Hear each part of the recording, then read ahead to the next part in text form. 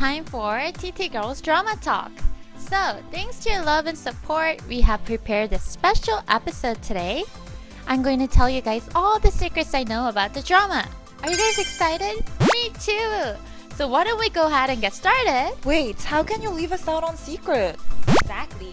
You'll never imagine how many secrets we know about the drama. Whoops, guys! So you guys have become the master of this drama too, huh? Alright. Then we're gonna have some time to share all the secrets we've discovered as we watch the drama then. How's that?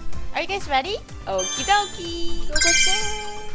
You know, in the drama, there's this trio of strange characters just like us.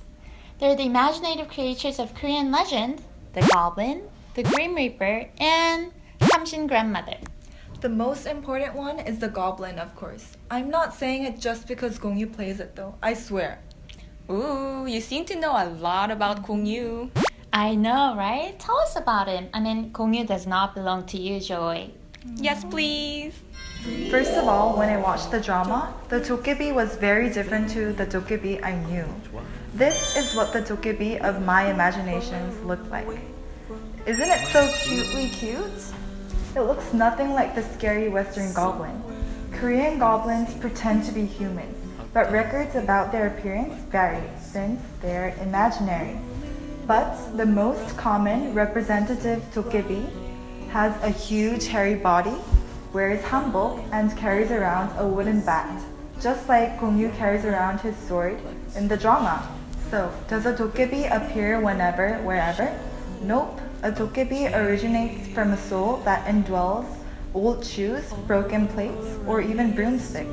Since the imaginary creature was made up by the ideas of common people in old days, the imaginary creatures is rooted in such objects that those people could easily find around them. Kim Go-eun also asks Gong Yoo if he's going to turn into a broomstick once she pulls out that sword. Remember? Now it makes sense, doesn't it? Another interesting fact, Korean goblins love memiluk. Memiluk is a type of Korean side dish. It's jelly made out of buckwheat flour. As soon as I heard this, I remembered the place where Gong Yoo got his heart pierced by the sword, and where Gong Yoo asks Kim Go-eun to pull out the sword. Yes, the buckwheat fields, remember? You see the connections? Oh, and they say that the common surname for dokkaebis in the old days was Kim, which is also the last name of my boyfriend Gong Yoo in the drama. Okay, I'll stop. The supernatural powers of the dokkaebi is said to be used for the benefits of humans. It seems that believing in this imaginary creature partially resolves the common people's frustration over desires that cannot be fulfilled in real life. You know, Kim Go-eun also goes to Canada for the first time in her life, eats steak, and she even gets a fancy room, all thanks to the goblin.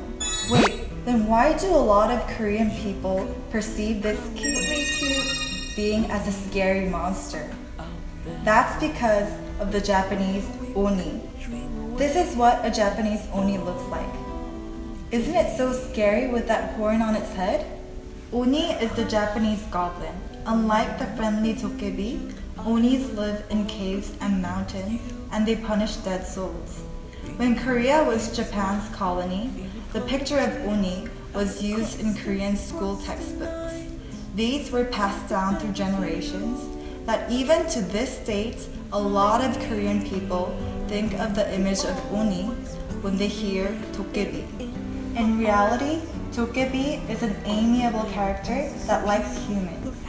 So we can say that the drama is doing a good job on correcting a lot of Korean people's misunderstanding of dokkaebi.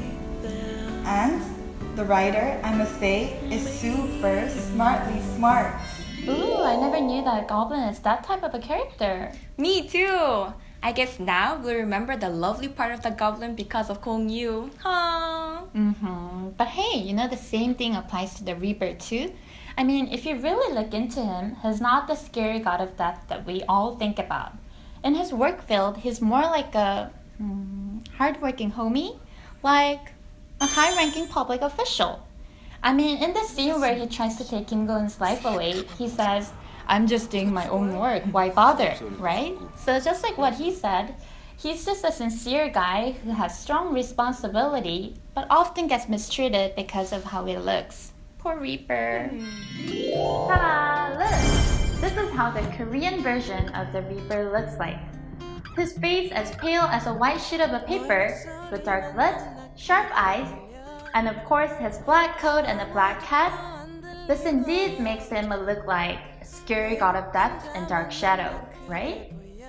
But even this image of him came from a really old local horror series called The Korean Ghost Stories, filmed in 1977. So this may not actually be how the original Reaper looks like. But isn't it still so scary? But the real horror comes in next. Dun dun dun! It's this guy. Yes, the Grim Reaper in America.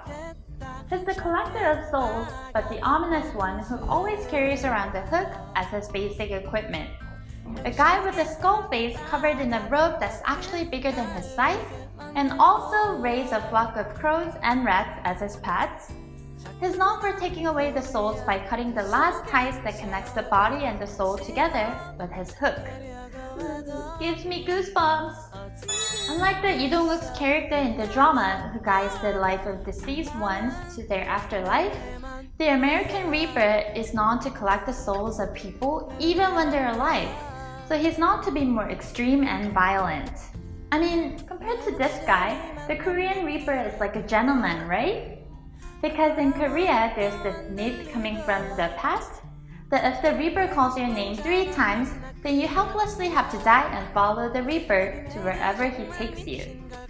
The Korean Reaper is renowned for its humane qualities that considers this and that situations of humans with mercy, gives you about 2 to 3 days of a grace period, and even allows you to take or solve a problem, even as a soul. How nice! So that's why in Korea there's this traditional funeral custom called 사자밥. It literally means the meal for the reapers. To appreciate the reapers for safely escorting the deceased one to their afterlife, the Korean people prepare a meal for them, bow down, and even pray to them. This description of the reaper. I'm guessing the reaper is not the low man in the work field of God. Then why does the goblin always look down upon my reaper?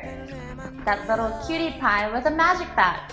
Dokebi is obviously greater than the Reaper. He's got so many powers. Nah, I say the general souls can't even say a word in front of him.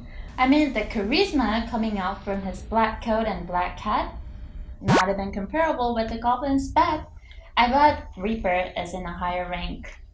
Oh, come on. How can you guys talk about who's stronger without actually mentioning the stronger god? I mean, the Reaper and the Goblin, they're just young gods or babies compared to Samshin grandmother. She's lived much, much, much longer than them. Who's that grandmother though? Ooh, guys, I'm so excited to talk about her. Listen carefully. A long, long time ago, when the world was new, up in the heaven, there lived a grandma who really, really loved babies. I mean, she even thought the babies crying and shouting all the time were lovely.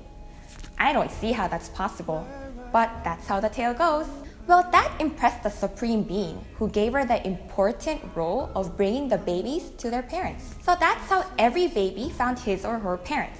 And in the drama, that's how Kim Go-eun came into this world.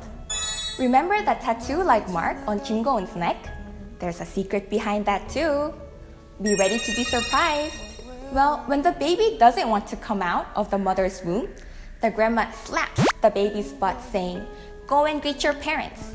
But that slap was so strong that it leaves a bluish-greenish mark on the baby's butt.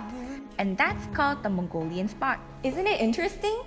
When I first saw that spot on my younger brother's butt, I was literally panicking because I thought someone had beaten him up.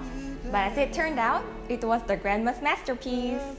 Well guys, do you guys see the relationship between the grandma's masterpiece and the mark on Kim Go-eun's neck? Well, we can't say for sure that that mark is the Mongolian spot, but we can say for sure that that mark was made by the grandma, signifying that Kim Go-eun is the goblin's bride. Guys, now I tell you why the grandma is so nice. She not only brings the babies to their parents, but she also takes care of them until they're 10 years old. I mean, do you guys remember when the grandma saves the poor girl from the reaper on her birthday? Oh, right, guys, the cabbage! The one that the grandma gave Kim Go-eun for her birthday present. Wow, guys, here's an interesting fact. In Korea, if an elderly person appears in your dream and gives you a cabbage, it means that there's going to be a new baby girl in the family. I mean, the reaper tried to take Kim Go-eun away, right? Could the cabbage possibly mean a new life? Could it be that Kim Go-eun received a new life? A new opportunity to live for her birthday present? I've learned so much today. All the scenes that I could have overlooked now make sense. Me too! I'm gonna watch the drama with Eagle Eyes. Me too, me too. What about you guys? It feels like you guys have become the master of this drama too, huh? The best viewing point is with no doubt the hotness of Gong Yoo and Dong-wook. But other than that, if you still have some curiosities, Please leave comments below. The TT Girls will be back in the next episode with another fun and interesting review. See ya! See ya! Fall in you.